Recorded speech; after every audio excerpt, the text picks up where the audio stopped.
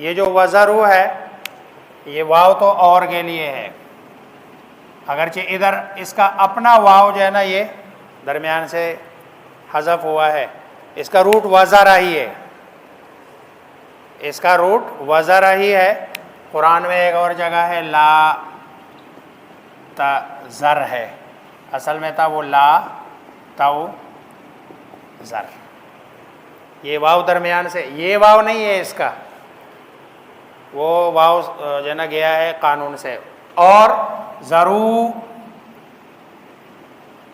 چھوڑ دے،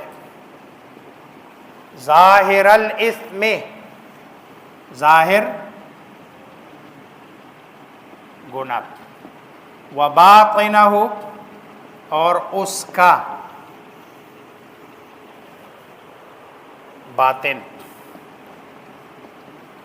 اب ظاہر گناہ سے کیا مراد ہے، باطن گناہ سے کیا مراد ہے؟ ظاہر گناہ سے مراد جو عملی گناہ ہے، اور باطن سے اعتقادی گناہ ہے، کیونکہ عمل کا تعلق ظاہر کے ساتھ ہے اور اعتقاد کا تعلق باطن کے ساتھ ہے، تو عمل بھی اچھا ہو برا نہ ہو، اور آپ کا عقیدہ بھی اچھا ہو بدعقیدگی بھی نہ ہو۔ دوسرا معنی وزرو ظاہر الاثم و باطنہ، ایک وہ گناہ ظاہر جو لوگوں کے سامنے ہے، نظر آنے والا ہے، اس گناہ کو بھی چھوڑو، وباطنہ، اور جو لوگوں کی نظروں سے چھپا ہوا ہے وہ گناہ بھی چھوڑ دو۔ اور یہ اسلام کی حقانیت کی سب سے بڑی دلیل ہے کہ اسلام باقی جتنے بھی ادیان ہیں، ادیان باطلات، وہ کہتے ہیں گناہ کرو لیکن لوگوں کے سامنے نہ کرو، پبلک پلیس پہ نہ کرو، تاکہ لوگوں کی جو نجی زندگی ہے وہ ڈسٹرب نہ ہو، بھلے آپ گناہ سائیڈ پہ کر دو۔ اسلام کہتے ہیں نہیں، نجی زندگی، لوگوں کی ڈسٹربنس، اس سے بھی اپنے آپ کو بچاؤ اور اپنے آپ کو بھی پاک صاف اور پاکیزہ رکھو، خود جو ہے نا خلوت میں بھی گویا کہ جلوت کے گناہ سے بھی بچو اور خلوت کے گناہ سے بھی بچو۔ تو وزروا ظاہر الاثم وباطنہ ان الذین، بے شک الذین وہ لوگ، یکسبون جو کماتے یعنی کرتے ہیں، الاثم گناہ۔ اب دیکھو یکسبون، یہ جو لفظ ہے نا کسب، کسب میں بندے کا اختیار ہوتا ہے، یہ جو بار بار گناہ کے ساتھ کسب کا لفظ استعمال ہوتا ہے، ورنہ تو سیدھا سیدھا اللہ فرماتے یفعلون، لیکن یفعلون نہیں کہتے اللہ تبارک و تعالیٰ، گناہ کے ساتھ کسب کا، لہا ما کسبت وعلیہا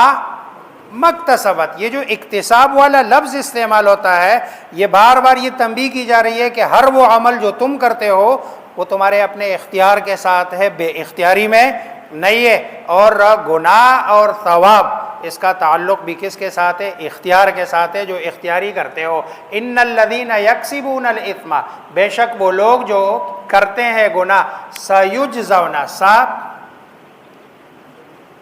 عن قریب، یجزون بدلہ دیا جائے گا انہیں، واو نون، سیجزون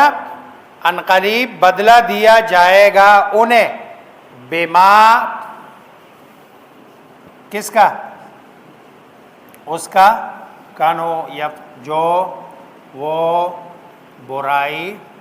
کرتے تھے، جو وہ برائی کرتے تھے۔ یقترفون، اس دن لفظ گزرا ہے یقترفون، یہ بھی یہ یکسبون کے معنی میں ہے، لیکن اس میں اور اس میں جو فرق ہے وہ یہ زیادہ تر برائی ہی کے لیے استعمال ہوتا ہے، اور کسب کا لفظ اچھائی برائی دونوں میں کیا ہوتا ہے؟ استعمال ہوتا ہے، اس لیے یہاں جو ہے نا یکسبون کا لفظ استعمال کیا اور وہاں یقترفون، ورنہ یکسبون اور یقترفون یہ دونوں آپس میں جو ہے نا ایک ہی معنی میں ہے، جس کو مترادف کہتے ہیں، مترادف لفظ ہے۔ تو وہ جو برائی کرتے تھے ان قریب انہیں اس کا بدلہ دیا جائے گا۔ وَلَا تَأْكُلُوا، کل بتایا تھا کھاؤ، جس پر اللہ کا نام لیا گیا ہے، اب بتایا جا رہا ولا اور نہ، تأکلو تم کھاؤ، مما اس سے جو لم یذکر اسم اللہ علیہ جس پر اللہ کا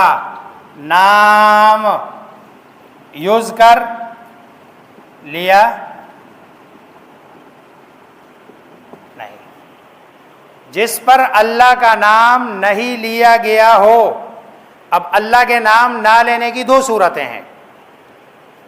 کسی کا بھی نام نہیں لیا،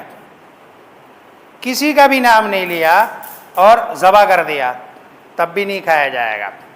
یا اللہ کا نام لیا لیکن اللہ کے نام کے ساتھ کسی اور کا نام بھی لیا، تب بھی نہیں کھایا جائے گا، کیونکہ اس کے ساتھ غیر اللہ کو شریک کر دیا۔ اچھا، دوسری دو صورتیں اللہ کے نام نہ لینے کی دو صورتیں اور ہے، جان بوجھ کر اللہ کا نام چھوڑا اور بھول کر چھوڑ دیا، جان بوجھ کر چھوڑا، بھول کر چھوڑا۔ اس میں فقہا کی دو رائے ہے۔ امام ابو حنیفہ کی رائے یہ ہے کہ اس آیت کا تعلق جان بوجھ کر اللہ کے نام چھوڑنے کے ساتھ ہے اور غیر اللہ کا نام لینے کے ساتھ ہے، کیونکہ آگے جو حکم لگایا گیا ہے نا وہ بڑا سخت لگایا گیا۔ ایک تو ہے وَإِنَّهُ لَفِسْقٌ، اور نافرمانی تب ہوگی کہ جب بندہ ایک کام جان بوجھ کر کرتا ہے، کیونکہ رفع عن امتی الخطأ والنسیان، اللہ تبارک و تعالی نے میری امت سے اٹھا لیا گیا، یعنی میری امت کی پکڑ نہیں ہوگی، خطا میں نہیں ہوگی، نسیان میں نہیں ہوگی، وَمَسْتُكْرِهُ عَلَيْهِ، اور جس چیز پر انہیں مجبور کیا جائے اس میں اللہ تبارک و تعالی ان کو پکڑیں گے نہیں۔ تو چونکہ حکم ہے، اس لیے امام ابو حنیفہ رحمہ اللہ فرماتے ہیں ظاہری طور پر اللہ کے نام کو چھوڑنے کی دو صورتیں ہیں، لیکن یہاں جو مراد ہے وہ جان بوجھ کر ہے، کیونکہ آگے اگر ہم اس کو اس میں اگر کوئی آدمی بھول کر چھوڑتا ہے تو آگے جو حکم لگایا گیا ہے ظاہری بات ہے وہ بھول کر چھوڑنے والا نہیں ہے، کیونکہ حکم سخت لگایا ہے۔ وَإِنَّهُ، اور بے شک، ہو یہ تأکلو میں جو عقل ہے، وَإِنَّهُ، اور یہ کھانا، لفسق،